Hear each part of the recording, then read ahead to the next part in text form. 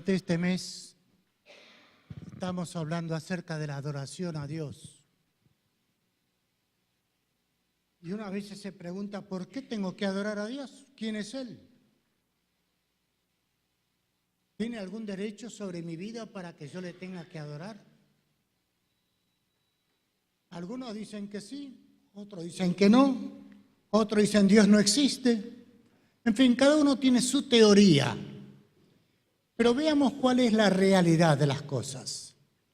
Todos nosotros, creyentes o no en ese Dios, tenemos algo que se llama conciencia. Y seamos conscientes o no de que esa cosa que Dios puso dentro nuestro es una realidad, a través de la conciencia nosotros sabemos cuándo estamos haciendo algo bien y cuándo estamos haciendo algo mal. No importa dónde uno viva, no importa la cultura en la cual uno esté, no importa el idioma que hable, no importa la posición social, todos tenemos algo dentro nuestro que se llama conciencia y que ha sido puesta por este Dios que nos creó. Este Dios creador ejerce su autoridad sobre toda la creación, incluyéndolo a ustedes y a mí. Y muchas veces Dios ejerce su autoridad aún a pesar de nosotros. Y lo hace de una manera que no tenemos palabras para expresarlo. Hay momentos en los cuales Dios ejerce su autoridad sobre nosotros dándonos bendición. Y una bendición que todos tenemos, aunque muchas veces no nos damos cuenta que es una bendición, es poder respirar. Poder respirar aire para poder vivir, poder caminar, poder valernos por nosotros mismos, poder tener un plato de comida sobre la mesa todos los días y a veces más de una vez al día, poder tener un techo bajo el cual cobijarnos, tener ropa para cubrirnos y tener, en nuestro caso, una familia de la fe que se llama Iglesia de Jesucristo. Son dones, son regalos, son bendiciones que Dios derrama sobre todas las personas. No importa dónde estemos, todos tenemos el aire para vivir, todos nos podemos mover, al menos hasta cierta edad nos podemos mover bien, luego las cosas se complican. Pero Dios nos ha dado a todos la facultad de poder movernos, pero también está exigiendo algo de nosotros. ¿Tiene derecho Dios a exigirnos algo? Por supuesto que sí, porque Él nos dio la vida, Él nos creó y Él hace que todavía sigamos vivos. Él ejerce su poder de creador y como un Dios justo hace lo mejor por cada uno de nosotros. ¿Recuerdan ustedes cuando domingos atrás habíamos visto cuando Abraham está hablando con Dios y Dios le revela que va a destruir a Sodoma y Gomorra? Y Abraham se le acerca de una manera muy humilde y nos está enseñando cómo debemos acercarnos a Dios. Le dice, Señor, soy polvo y ceniza, pero tengo este ruego en mi corazón. El Dios de toda la tierra, el juez de toda la tierra, ¿no va a hacer lo que es justo? ¿Qué sería de nosotros la creación si tuviéramos un Dios que es injusto? Bueno, lo podemos ver. Satanás es un Dios con minúscula y que es injusto, que regala cosas, pero luego te exige la vida. Pero te exige la vida para destruirte. Te da todo lo que tu corazón anhela. Te ceba, como quien dice, te da el gusto, te da el dulce. Y luego te quita la vida porque te estruja como si fuera un limón y una vez que ya no hay nada para sacar, te tira para allá. No sirves para nada. Lo vemos nosotros en muchas personas, especialmente los domingos por la mañana. Cuando vamos caminando por las calles y vemos tantos jóvenes tirados en las veredas, drogados, borrachos, con los cerebros quemados. Eso es lo que hace el diablo. Pero el Dios de la Biblia es un Dios justo Y es un Dios que está esperando bendecirnos, pero con condiciones. Muchas veces nos gustan los derechos, pero no las obligaciones. Y Dios pide que como seres creados por Él, podamos nosotros adorarle, hacerle obedientes, porque Él ha puesto dentro nuestro esto que se llama conciencia, pero que también nos ha dejado leyes escritas a través de la palabra de la Biblia. Y Él nos pide que nosotros, si andamos dentro de esos parámetros que Él nos pide, habrá bendición en abundancia. Pero que si hacemos la nuestra y lo desobedecemos, vendrá un castigo, una disciplina, que a más de uno no le va a gustar y a más de otro le costó la vida. Vamos a hacer un recuento rápido de cómo Dios ejerce su autoridad a través de los tiempos. Son hechos históricos, no son ideas, no son especulaciones, son hechos históricos. Comenzamos entonces. A ver el primer power. Comenzamos. Adán y Eva fueron expulsados del jardín del Edén por su desobediencia a Dios. ¿Se acuerdan? Podrás comer de todo, menos de esto. Y justamente, a pesar de tenerlo todo, quisieron lo que estaba prohibido. Y hoy en día nos pasa lo mismo. Basta que nos prohíban algo para que querramos eso que nos prohíben. Bueno, a ellos les pasó eso, pero ¿qué? Les costó caro. Tuvieron que abandonar el jardín tan hermoso que Dios había preparado con tanto amor para ellos. ¿Cómo sigue?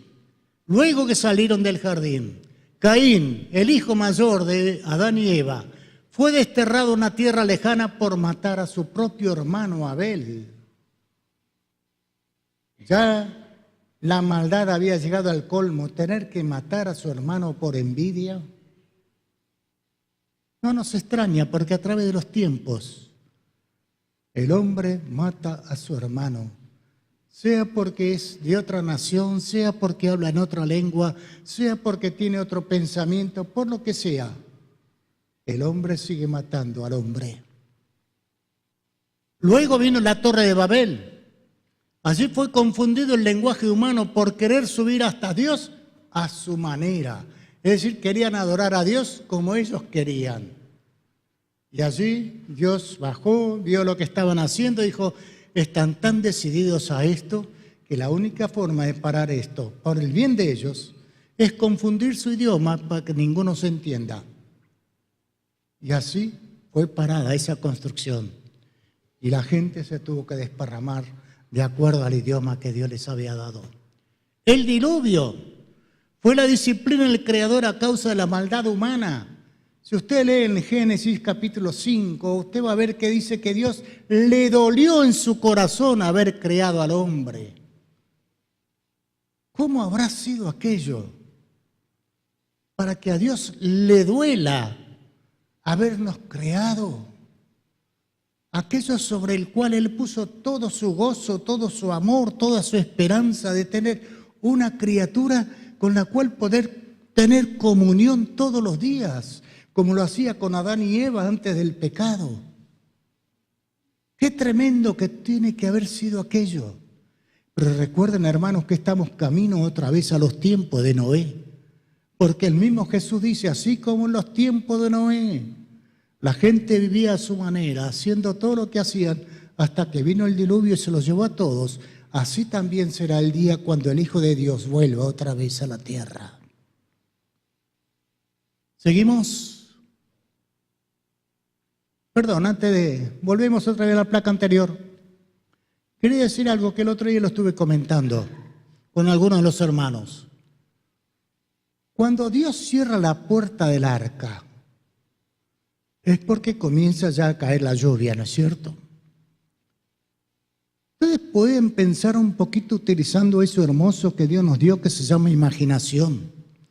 Cuando el agua comienza a subir, los parientes de Noé no habrán estado golpeando el arca y pidiéndole que abra la puerta para poder entrar. ¿No habrá habido allí hermanos de Noé, sobrinos de Noé?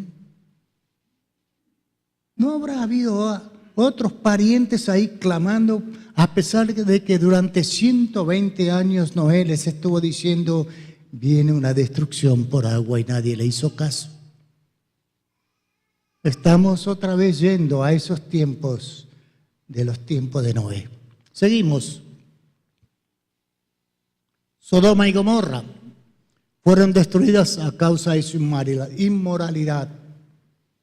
Y nosotros como iglesia tenemos que orar mucho a nuestro Dios y rogar que Buenos Aires no se convierta en otra Sodoma. Son tiempos peligrosos, hermanos. Y la única barrera para detener esta maldad es la oración de la iglesia. Es decir, su oración y la mía. Para que esta famosa ideología de género no prospere. Justamente la marcha que acaba de anunciar Gustavo es por esa causa, pero esta vez a través de todo el continente americano. Tenemos que orar y estar unidos. Las plagas sobre Egipto, ¿qué pasó? Fueron tan devastadoras que arruinaron a la superpotencia de aquel entonces y lo mejor de su ejército se ahogó en el Mar Rojo. Y dicen que algunos no creen en eso. Bueno, es problema de ellos si no creen. Pero que es un hecho cierto, es un hecho cierto. Hay descubrimientos que se han hecho a través de un aparato que se llama un submarino no tripulado que descendió hasta las aguas del Mar Rojo y encontró allí restos de los carros del faraón que hoy en día están puestos en un museo allá en el Cairo. ¿Qué más? Israel en el desierto, el pueblo de Dios, recibió la disciplina del Señor varias veces y por causa de su rebelión vagaron en el desierto 40 años más. Nuestro Dios es bueno, es misericordioso, pero no es sonso. Piénselo bien, cómo va a ser su vida con Él. Israel en Canaán, ya en la tierra prometida. El reino fue dividido en dos a causa de la idolatría de Salomón. Y todo esto es historia, hermanos. Usted lo puede encontrar en la Biblia y lo puede encontrar también en la historia secular. No es un invento, ha sucedido. Cuanto más se aparta el hombre de su Dios, más fuerte va a ser la disciplina. Por eso es importante que nosotros como pueblo de Dios estemos atentos no solamente a lo que sucede a nuestro alrededor, sino también a lo que Dios nos muestra en su palabra y seamos obedientes.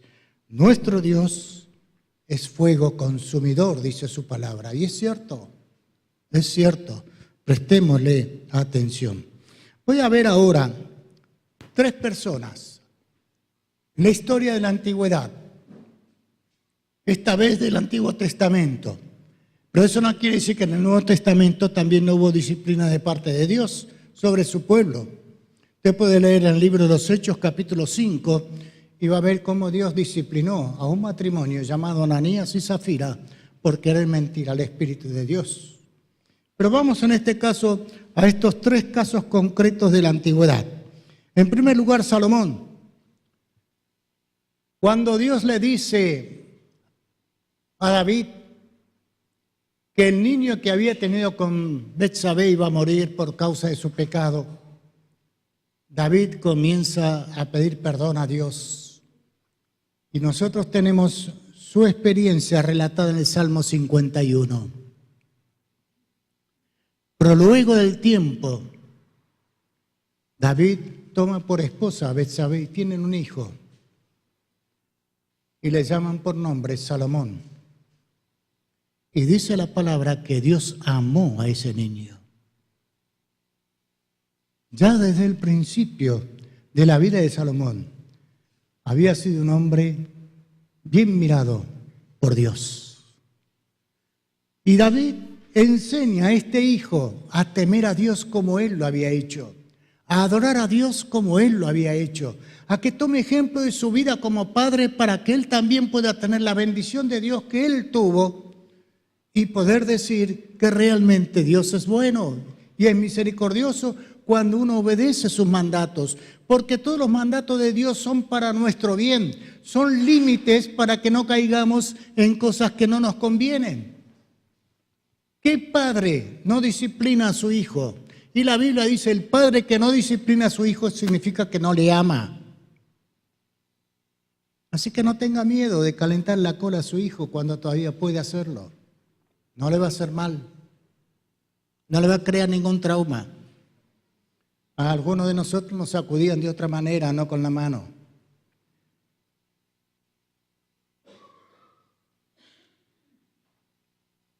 Y a pesar de eso, amamos a nuestros padres. Mis hermanos, Salomón fue mimado por Dios. Fue mimado por su padre y su madre. Y empezó bien el reinado. Empezó perfecto. La Biblia dice que Salomón amaba a Dios. Tal fue su amor por él que quiso construir el templo que no le fue permitido construirlo a su padre David. Y él levanta ese templo que fue una gloria de su pueblo en aquel tiempo. Fue una de las grandes maravillas de la arquitectura que llamaba la atención a todas las personas. Pero Salomón era tan sabio que llegó un momento que esa sabiduría se pervirtió y comenzó a vivir a su manera. Y empezó quebrantando los mandatos de Dios cuando le dijo que no debía mezclarse con los pueblos de alrededor porque eran pueblos idólatras. Y una de las cosas que Dios aborrece siempre es la idolatría. Porque la idolatría es poner a otra cosa u otra persona en el lugar que le corresponde a Dios, en el primer lugar. Y la Biblia dice más todavía, aquel que adora ídolos está adorando en realidad a los demonios. Y el apóstol Pablo dice, yo no quiero que ustedes participen, así como participan de la mesa del Señor, que participen de la mesa del diablo. Por eso Dios nos pone límites para ayudarnos a vivir conforme a su corazón. Salomón comenzó bien, pero ya cuando era grande, era viejo, sus mujeres idólatras llevaron su corazón a adorar otros ídolos. ¿Y cómo tiene que haber sido? Salomón, ¿qué te cuesta? Tiras un poquito de incienso ahí en el altar a este Dios mío que yo siempre adoré. Si realmente me amás, mostrame que me amás, hace esto. Y Salomón lo fue haciendo con una, con otra, hasta que se desvió por completo. Y Dios apartó su bendición de Salomón. Y a Dios le dolió en su corazón el haber puesto a Salomón, porque se había puesto rebelde. Es decir, que podemos empezar bien nuestra comunión con Dios, pero si no estamos atentos, las cosas que el diablo pone a nuestro alcance, las tentaciones con las cuales él nos susurra al oído, puede hacer que nosotros nos desviemos y perdamos la bendición de Dios. Y Salomón perdió esa bendición. Y Dios, por misericordia a su padre David, dijo, dividiré el reino en el tiempo de su hijo Roboam. Y así fue. Y Dios levanta a un hombre llamado Jeroboam y le ofrece a este hombre que sea el rey sobre las 10 tribus. Y por amor a David solamente 2 tribus quedarían con él. Pero las otras 10 tribus las iba a gobernar este hombre Jeroboam. Y comenzó bien. Y Dios le dijo, si me haces caso, yo te voy a bendecir en forma. Pero ¿saben qué? A veces nosotros conocemos la palabra y dudamos. Y eso es lo que le pasó a Jeroboam. Empezó a dudar en su corazón de que si era cierto o no lo que Dios le había dicho. Y entonces en la frontera norte y en la frontera sur que limitaba con el reino de Judá, él puso ídolos, becerros, para que el pueblo adorara allí y no fuera a Jerusalén a adorar al Dios verdadero. Y eso fue causa de su ruina. Y la disciplina de Dios vino sobre él. Tenía un niño pequeño llamado Abías. Enfermó el niño. Y Jeroboam le dice, anda a ver al profeta Ahías, que fue el que me dijo que yo iba a ser rey. A ver qué va a pasar con este niño. Y se disfraza ella para que no la reconozcan. Pero ya Dios le había avisado a Ahías que estaba ciego a causa de su vejez. Y le dice, va a venir la mujer de Jeroboam disfrazada. Y esto es lo que le tenés que decir. Y es un mensaje tremendo. Y le dice a esa mujer cuando entra, ¿por qué te disfrazaste? Yo tengo palabra de Dios para vos y para tu esposo, pero que no es bueno, porque se han desviado el camino que le dije que tenían que andar. Y de la familia de Jeroboam, ninguno llegará a la edad madura, ninguno será sepultado excepto este muchacho, que hoy, cuando llegues otra vez de vuelta a la ciudad, va a morir. La disciplina de Dios es tremenda. Dios es bueno, Dios es misericordioso, pero no es tonto. No es tonto. Aprendamos a ser obedientes si queremos gozar de su bendición. Pero esta mañana quiero ir a otra persona, muy conocido también por todos nosotros. Se encuentra en el libro del profeta Daniel, capítulo 5. Un hombre orgulloso al máximo llamado Belsasar, un descendiente del rey Nabucodonosor. Es un hombre que se creía tan poderoso que a pesar de estar su ciudad Babilonia sitiada por el ejército medo-persa, confiaba en sus murallas de 3 metros hasta 7 metros de espesor, diciendo por acá no entra nadie. ¿Y qué hizo? Una fiesta. Invitó a sus grandes, las esposas y las concubinas de sus grandes. Había como 1000 de ellos. Calculen más o menos 1000 por 2, por 3, 3000 personas allí. Y hace lo que no debía hacer, aparte de toda su maldad y de su soberbia. Hace traer los vasos de oro que Nabucodonosor había traído del templo de Jerusalén, con los cuales se adoraba a Dios.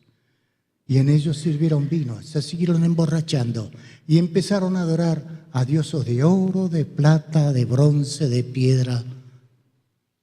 Y en ese momento aparece algo en la pared. Una mano que empieza a escribir. Ustedes conocen la historia. Ese rey tan poderoso que se creía tan infalible, tan insuperable, que se creía Superman, diríamos hoy con nuestro lenguaje. Dice la historia bíblica que sus piernas se daban la una contra la otra y su rostro palideció y se puso loco. Llamó a sus grandes, a sus brujos, a todos los hechiceros, los magos, los sabios, para que le pudieran traducir esas palabras que estaban ahí y decir lo que significaba. Y cuando entraron toda esa gente, ninguno pudo hacerlo. Hasta que fue traído Daniel otra vez.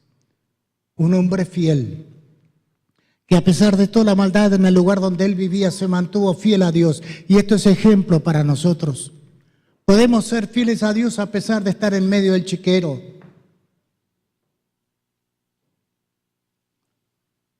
Podemos ser fieles a Dios a pesar de que a nuestro alrededor lo nieguen y hagan cosas que van en contra de la naturaleza. Podemos ser fieles a Dios si durante toda la vida hemos mantenido nuestra comunión con Dios. Si a pesar de todas las cosas en contra a nuestro alrededor, nuestro corazón está firmemente centrado en Dios. El Espíritu de Dios nos va a dar la fuerza y el poder para poder vivir a la manera de Dios, agradar el corazón de Dios. Y cuando llegue el momento de dar testimonio, de hacerlo con altura, como lo hizo Daniel. Dice, vos sabés lo que le pasó a tu antecesor Nabucodonosor, que también se creyó muy grande, y sin embargo fue depuesto de su reino y su mente se convirtió en la mente de un animal, y estuvo 7 años viviendo con los burros, comiendo pasto. Había enloquecido, hasta que dice, pasados los 7 años, levantó su mirada y bendijo al Dios del cielo y le fue restituido su reino y su gloria. Y Daniel le dice a este Belsasar, y vos sabés toda esa historia y a pesar de eso no honraste al Dios en cuya mano está tu vida. Poneme esa placa, por favor. ¿No honraste al Dios en cuya mano está tu vida?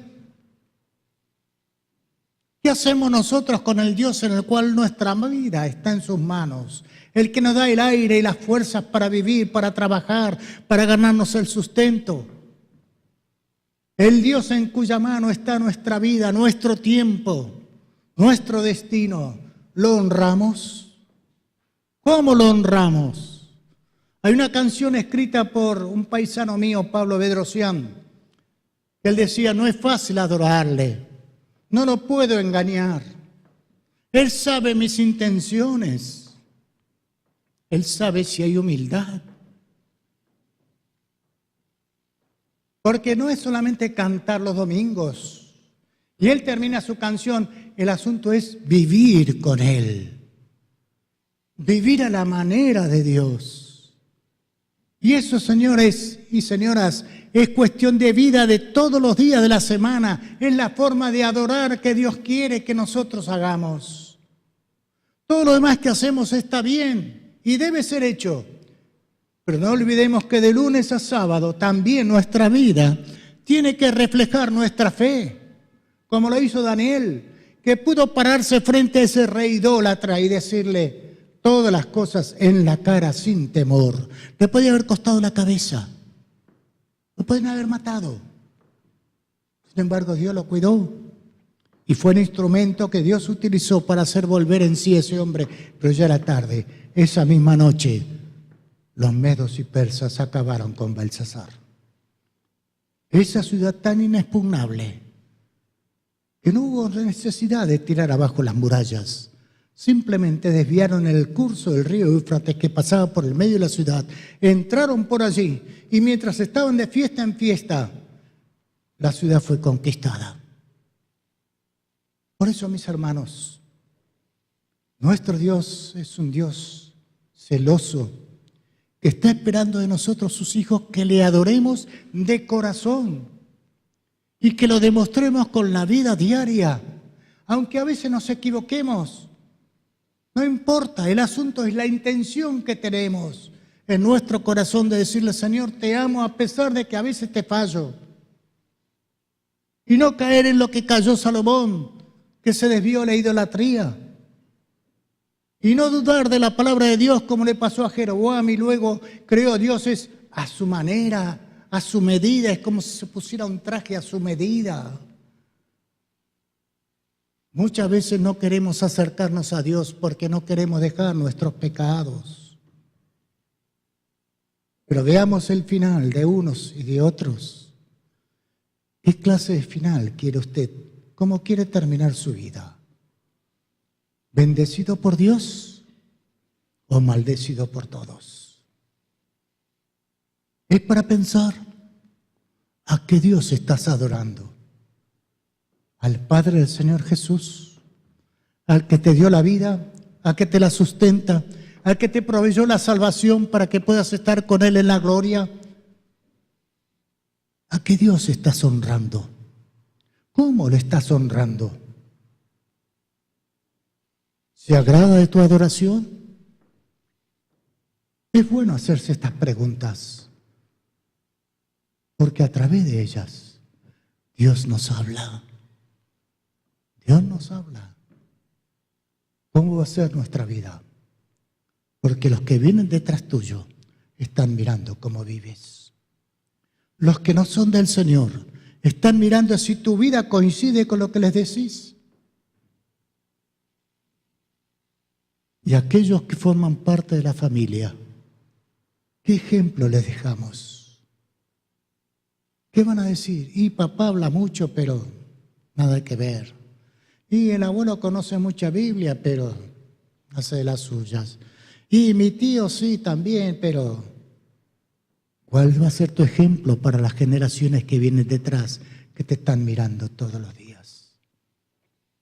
Aprendamos de este hombre Daniel, que ya un hombre anciano, casi a los 90 años, todavía podía pararse con la frente en alto y poder decirle a ese rey soberbio y altanero: se te acabó la oportunidad, tu reino ha sido partido y dado a los medos y persas, porque no diste la medida que Dios estaba esperando.